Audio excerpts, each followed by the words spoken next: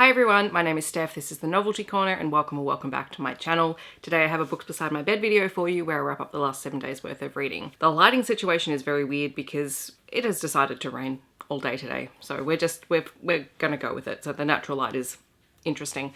And also, I am still on the very tail end of whatever secondary illness I picked up after my very unwell week last week. If I sound weird, if there are weird pauses, it's possibly because I've stopped to, I don't know, hack up a lung or something. We're fine, we're getting there. I'm actually okay, I just still sound terrible. But we're here to talk about books and I have 11 of them to share with you today. The first one is a children's review title that I received from the publisher. So this is from Scribble Kids Books. The other thing I'm having trouble doing is forming words apparently. And that is Who's Afraid of the Dark by Anna McGregor. This is awesome. First of all, this front cover glows in the dark and it is so bright that even when I turn off all the lights in the house, or well, my apartment, I can see this from my room because I had it sitting on my kitchen table and I don't close the door. It was so bright, I was like, hang on, what on earth is going on?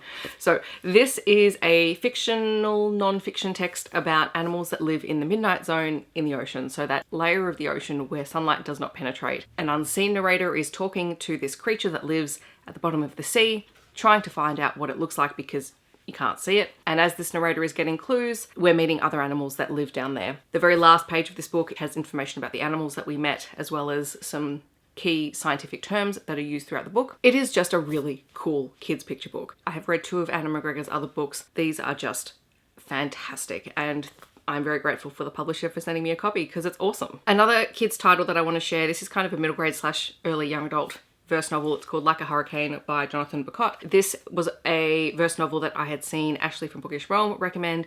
This is phenomenal. It is the coming out story of the main character, but it deals with all of the emotions that this character feels prior to coming out to his parents and his best friend. The language, the word choice, just the way that this is told, even the visual representation of words in the book is just incredible. And it's a book that I have been thinking about nonstop since I read it.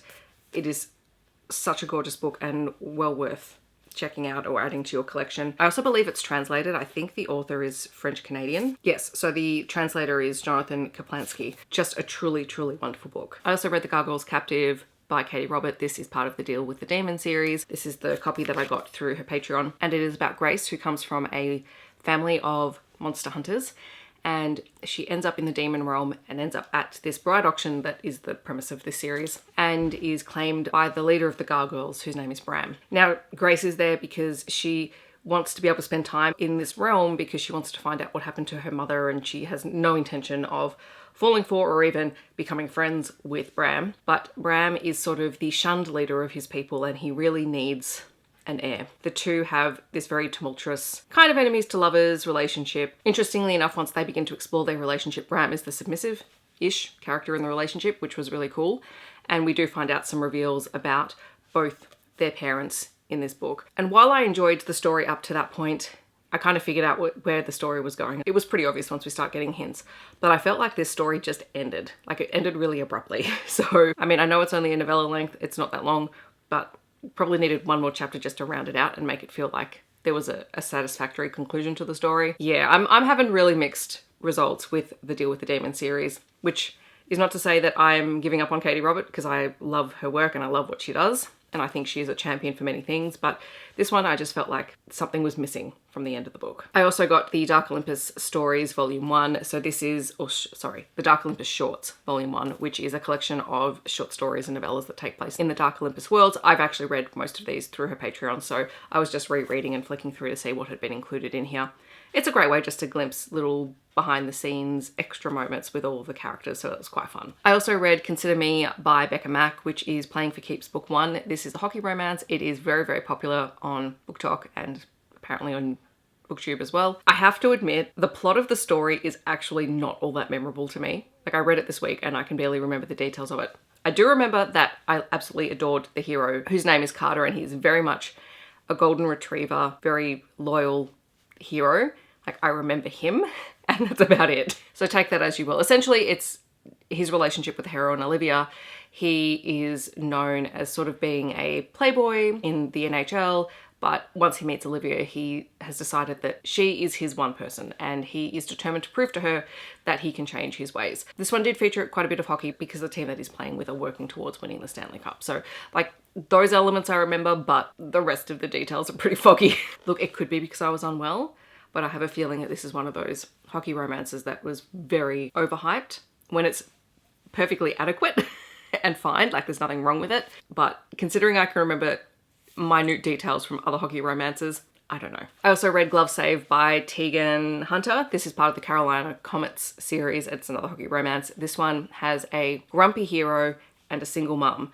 And I really enjoyed the premise of this book. I don't think the execution was as satisfactory for me as I would have liked. Like the first part of it I really loved. So the hero in this book is a grumpy goalie, and he finds out at the start of this book his mum is getting married for the 3rd time and he has to go to the wedding, and she wants him to bring a date because every other time he's gone and he's slept with all the bridesmaids. And so she wants him to bring a date, but he doesn't really want to take anyone because he is totally against commitment because both of his parents have either been married multiple times or have had multiple partners and multiple kids, and he just doesn't see commitment as something that is attainable. Ultimately, he ends up recruiting Stevie, who is a single mum with, I think she's a 10-year-old daughter, to come along as his date to this wedding.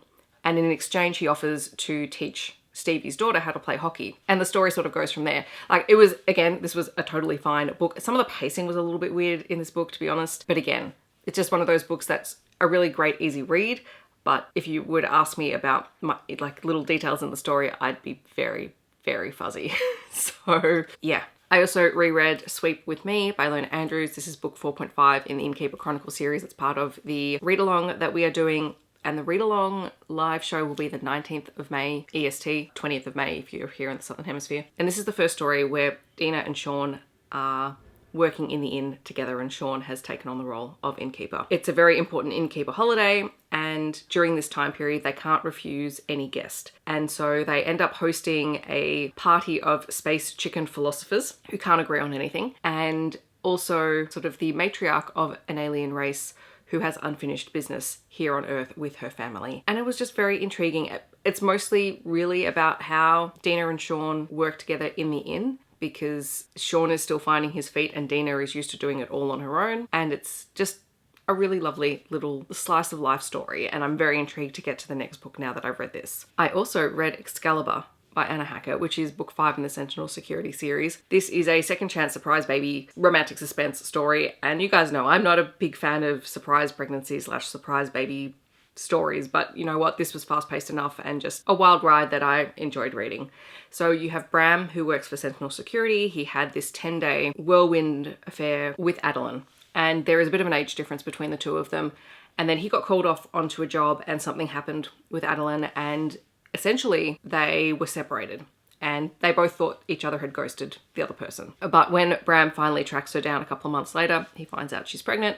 She's had to sell her apartment and things are not great. And she also happens to have a stalker. This book does tie into the last book in the Norcross Security series. Aislin is the best friend of the heroine from the last book, and they were both kidnapped at one point. So that's where that links in, but you don't have to have read it to be able to enjoy this story. There is lots of action, there is kidnapping, there is no third act breakup. Hallelujah. And it was just an enjoyable ride from start to finish. If you're looking for a really serious, in-depth, thoughtful read, probably not this one, but if you're just looking for something to entertain yourself, this is perfect. I also read The Nature of the Game by Amy Aislin. This is the second book in the Stickside series. You guys know that I am trying to read this series this month. It was part of my reset TBR. This is an MM romance with a bisexual hero. It is a second chance brother's best friend romance. So Dan is the brother of the hero, one of the heroes from the first book, and Ash is the best friend of the other hero from the first book. And unbeknownst to their friends and brothers, they had this romance before they did, but it all went wrong, and this is their chance now in the future to make up for it. And if I kind of say more than that, it kind of spoils it. The story is told in 2 timelines, so you get what happened in the past from the time they met to the time their relationship ended, as well as what's happening in the present day when they reconnect, and end up spending time together and trying to figure out whether they can even be friends, let alone partners again. I really enjoyed it. I'm enjoying Amy Aislin's writing and the series and the characters that we're meeting, so I'm very intrigued to pick up the next book and follow those characters as well. I also read Mother's Day In by Lee Jacquot, which is the 6th book in the Holy Night series. This is just a novella-length holiday story about Mother's Day. We have Olivia, who is a single mum, who for Mother's Day books herself into this inn for a spa treatment and whatever for a day to treat herself. We also meet Theo, who used to be the local lifeguard at the local swimming pool, who helped teach her daughter how to swim. There is an age gap between them, but he has always just been in love with her. And she is very skeptical of younger partners. She's pretty skeptical of having a partner again anyway because of the way her relationship ended. But little does she know that his parents own the inn that she is about to stay in, and it's great. It was really fun. It's very steamy, and it was just a really lovely age gap older woman story. And I loved how Theo was with Olivia's daughter as well. It was very sweet. So the whole thing was just a delightful time. I also read Love and Hockey by Monty J, which is book 1 in the Fury series. This one was recommended to me by a subscriber because it has a female hockey player, and I'm so grateful that it was recommended because this was good fun. This is another age gap romance, and the hero in this story is, I think, 8 years older than the heroine, and they meet when she is, I want to say 13 or a little bit younger. So they've known each other for a long time. And he is the rookie on her father's hockey team. So he's also a friend of her father. And we get glimpses of the way their friendship and the heroine's sort of infatuation for the hero develops until she is 17, which is the first time anything happens between the two of them. There is no like formal relationship stuff until she's 18. And then it just sort of jumps through their life together because it's not easy. The hero Bishop is really reluctant to be public with their relationship because he recognizes the age gap. There's a little bit of a power imbalance. He is her dad's best friend and he's worried about what that means for their relationship. And meanwhile, they're both professional hockey players. He is playing for the NHL and she is one of the best women's hockey players and is likely to be picked up to play. And it is a bit of an on again and off again relationship that you can't help but root for them, even though you guys are making so many horrible mistakes. You just need to talk and communicate and not be afraid of this relationship because it's obvious that they care about one another, but they also need that time to grow into their relationship. This one does have some pretty heavy content warnings. One of the side characters attempts to unalive themselves in this book, so be aware of that because that is on page and that does have an impact on all of the characters. There is also the side plot of the fact that the heroine is raised by her dad because her mother gives her up, and her mother's story is part of the thread of the story, and you kind of see how it weaves in from the very start. She has the prologue of the book all the way to a reveal at the end. So just be aware of those things if those are triggering for you, but I really enjoyed it. I didn't really know what to expect. I didn't read much about it before I picked it up, just that it had been recommended to me, and it was great because more female hockey players, please. And thanks. That's what I want in my books. All right, so those are the books that I have read this week. In the comments, I'd love to know if you've read any of them or if you're planning on picking any of them up. I'll leave links to everything down below. Otherwise, if you want to let me know that you're here but you don't want to leave a comment, feel free to leave a sword emoji down below. I hope that wherever you are in the world, you're staying safe and healthy, and I will see you guys in my next video. Thanks so much for watching. Bye, everyone.